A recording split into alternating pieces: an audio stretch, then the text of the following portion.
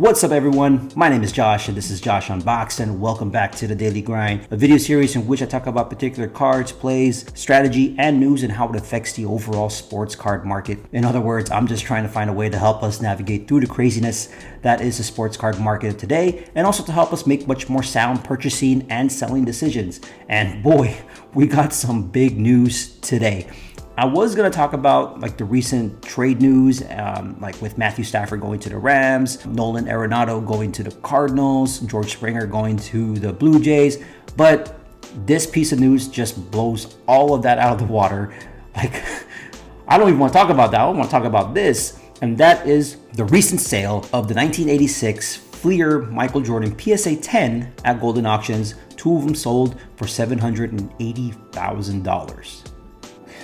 My mind is blown right now. I just can't think about it. It's weird because like not too long ago, I would say like about 9 months ago or so, like 8 or 9 months ago, we were talking about whether this card was going to reach over 100K. And this was during the height of The Last Dance. And we didn't reach that point. Like we got close, but I don't think we ever surpassed the 100K mark during The Last Dance. Then just earlier this year or earlier this month, I think that card just recently sold for like $200,000, and now here we are, $780,000. That leaves us to ask, what happens next? You know, this Michael Jordan card just blew up, and now every listing on there, PSA 5s, 4s, 6s, I think 5s and 6s for sure are hovering around the 5-figure mark. You know, you're looking at PSA 1s, PSA 2s, 3s at like 6.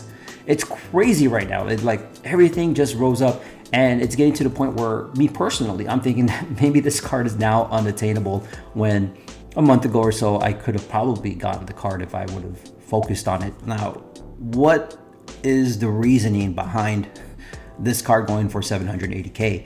And to be honest with you, I think it's the big time investors, big money that's come into the hobby and looking at these cards as an alternative asset. And it's not to say that they're focusing on a lot of other cards, but I think their main focus is on those iconic cards of iconic players. I mean, we have the 52 Mantle, we have the 79 Wayne Gretzky O-Pee-Chee, so on and so forth. But I think the big money is coming in trying to get these cards to hold on to for the long term. And when you have two groups of people with big money, you know, this is what happens. They're trying to outbid each other to get this card because they value it at such a higher price point, because they're looking at this long term. The people who are buying this are not going to be looking at this for short term to flip short term. These are going to be locked away and held on to for quite a while, as they're being held up as alternative investments. At least in my opinion, that's what I think is happening. So with big money coming in, I feel that all their focus is and attention is on just the big cards. 86 Fleer Michael Jordan, 03 LeBron Chrome, 96 Kobe Chrome. Like those cards are going to be focusing on night, and I wouldn't be surprised if the LeBron and the Kobe start reaching up over 100K. It might not happen right away, but those cards will eventually reach that as more and more investors are jumping into the hobby to snatch up these assets to kind of store away. So where does that leave us as collectors and small-time investors? Because let's face it, compared to these big guys, the big money that's coming in, we are small-time investors, collectors. Well, that just allows us to shift our focus towards the rare cards. As big money is focused on big cards, I feel that we can shift our focus onto the rare cards, or cards of lower grades of iconic cards. And that's why, you know, whenever I present certain plays, I present the lower graded cards, such as, you know, the PSA 8 Jerry Rice, PSA 8 Derek Jeter. Those types of cards, as iconic as those cards are attainable at the lower grades. As the big money is going to be focused on the higher grades, because they have the money to pay $40,000 for a Jerry Rice PSA 10. I don't. But I have the money to pay for a PSA 8, so let me go ahead and focus on that.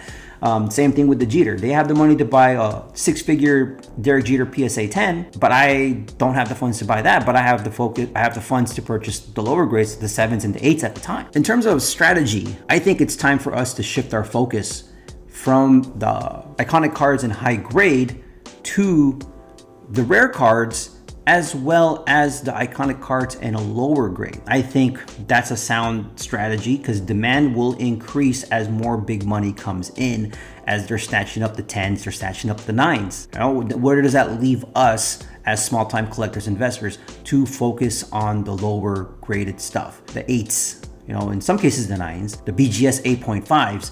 These types of cards are going to be the ones that are going to be attainable to us.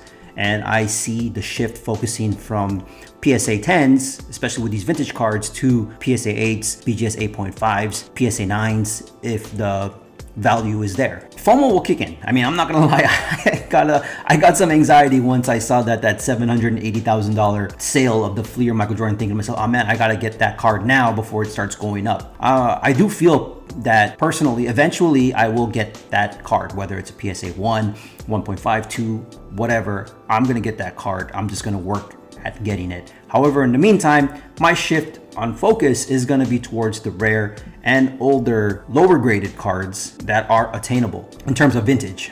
And then using the current modern cards to create a capital to be able to purchase those cards as well. So big news with this Michael Jordan card. A lot of investors are focusing on the bigger cards. I do feel that we're going to see more of these cards come out to the market, especially the PSA 10s, especially from people who've had this card for years. They may decide to cash out now just because of how high it is. I bet you there's a lot of collectors out there that own multiple of this card, so you're going to see some trickle in and you'll see more and more people buying them up. But yeah, this is where I think we're going. And like I said, don't be surprised if that Kobe and that LeBron go past the 100K mark on a PSA 10.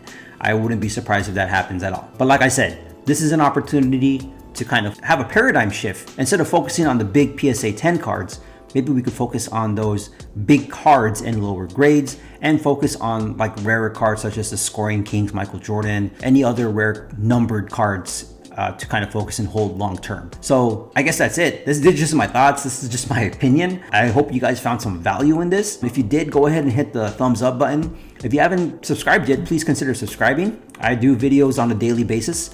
I love talking about these news and trying to figure out how we can shift our perspective and focus onto other things. So with that being said, my name is Josh, and I'll see you guys in the next video later.